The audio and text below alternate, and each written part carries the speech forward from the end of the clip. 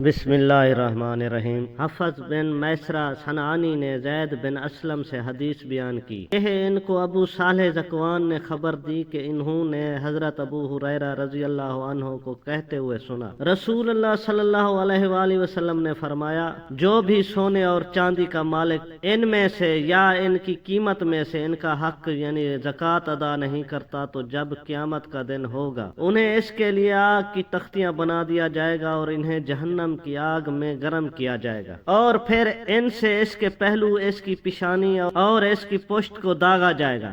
جب وہ تختیاں پھر سے آگ میں جائیں گی انہیں پھر سے اس کے لیے واپس لایا جائے گا۔ اس دن جس کی مقدار 50,000 سال ہے یہ عمل مسلسل ہوتا رہے گا حتیٰ کہ بندوں کے درمیان فیصلہ کر دیا جائے گا، پھر وہ جنت یا دوزخ کی طرف اپنا رستہ دیکھ لے گا۔ آپ سے پوچھا گیا، اے اللہ کے رسول، اونٹوں کا کیا حکم ہے؟ آپ نے فرمایا، کوئی اونٹوں کا مالک نہیں جو ان کا حق ادا نہیں کرتا، اور ان کا حق یہ بھی ہے کہ ان کو پانی پلانے کے دن ضرورت مندوں اور مسافروں کے لیے ان کا دودھ نکالا جائے، اور جب قیامت کا دن ہوگا اس مالک کو ایک وسیع چٹیل میدان میں ان اونٹوں کے سامنے بچھا یعنی لٹا دیا جائے گا۔ وہ اونٹ دنیا میں تعداد اور فربھی کے اعتبار سے جتنے زیادہ سے زیادہ وافر تھے اس حالت میں ہوں گے، وہ ان میں سے دودھ چھڑائے ہوئے ایک بچے کو بھی گم نہیں پائے گا۔ وہ اسے اپنے قدموں سے روندیں گے اور اپنے منہ سے کاٹیں گے۔ جب بھی ان میں سے پہلا اونٹ اس پر سے گزر جائے گا تو دوسرا اس پر واپس لے آیا جائے گا۔ یہ اس دن میں بار بار ہوگا جس کی مقدار 50,000 سال ہوگی،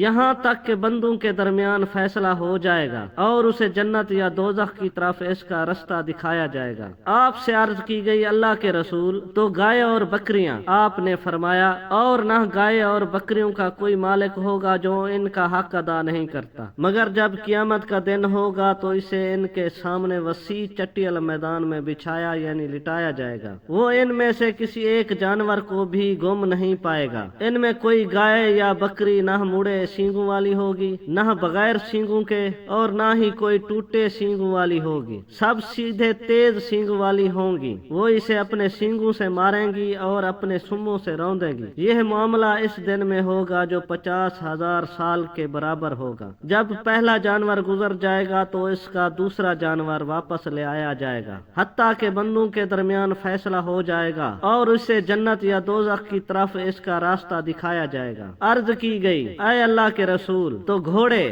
آپ نے فرمایا، گھوڑے 3 طرح کے ہیں، وہ جو آدمی کے لیے بوجھ ہیں، دوسرے وہ جو آدمی کے لیے ستر یعنی پردہ پوشی کا باعث ہیں، تیسرے وہ جو آدمی کے لیے اجر و ثواب کا باعث ہیں۔ بوجھ اور گناہ کا باعث وہ گھوڑے ہیں جن کو ان کا مالک ریاکاری، فخر و غرور اور مسلمانوں کی دشمنی کے لیے باندھتا ہے، تو یہ گھوڑے اس کے لیے بوجھ یعنی گناہ ہیں، اور وہ جو اس کے لیے پردہ پوشی کا باعث ہیں تو وہ اس آدمی کے گھوڑے ہیں جس نے انہیں موقع ملنے پر اللہ کی راہ میں خود جہاد کرنے کے لیے باندھ رکھا ہے، پھر وہ ان کی پشتوں اور گردنوں میں اللہ کے حق کو نہیں بھولا، تو یہ اس کے لیے باعث 70 ہیں، چاہے اسے جہاد کا موقع ملے یا نہ ملے۔ اور وہ گھوڑے جو اس کے لیے اجر و ثواب کا باعث ہیں تو وہ اس آدمی کے گھوڑے ہیں جس نے انہیں اللہ کی راہ میں اہل اسلام کی خاطر کسی چراگاہ یا باغیچے میں باندھ رکھا ہے، اور وہ خود جہاد پر جا سکے یا نہ جا سکے انہیں دوسروں کو جہاد کے لیے دیتا ہے۔ یہ گھوڑے اس چراگاہ یا باغ میں سے جتنا بھی کھائیں گے تو اس شخص کے لیے اتنی تعداد میں نیکیاں لکھ دی جائیں گی، اور اس شخص کے لیے ان کا لید اور پیشاب کی مقدار کے برابر بھی نیکیاں لکھ دی جائیں گی۔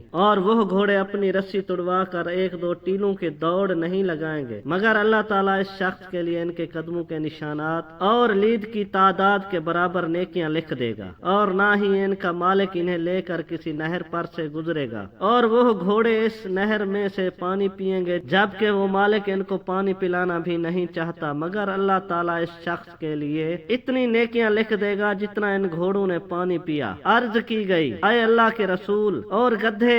آپ صلی اللہ علیہ وآلہ وسلم نے فرمایا، مجھ پر گدھوں کے بارے میں اس منفرد اور جامع آیات کے سوا کوئی چیز نازل نہیں کی گئی۔ جو کوئی 1 ذرے کی مقدار میں نیکی کرے گا قیامت کے دن اسے دیکھ لے گا، اور جو کوئی 1 ذرے کے برابر برائی کرے گا اسے دیکھ لے گا۔ صحیح مسلم حدیث نمبر 2290۔ مزید اسلامی ویڈیوز دیکھنے کے لیے ہمارے چینل کو لائک اور سبسکرائب کریں۔ شکریہ۔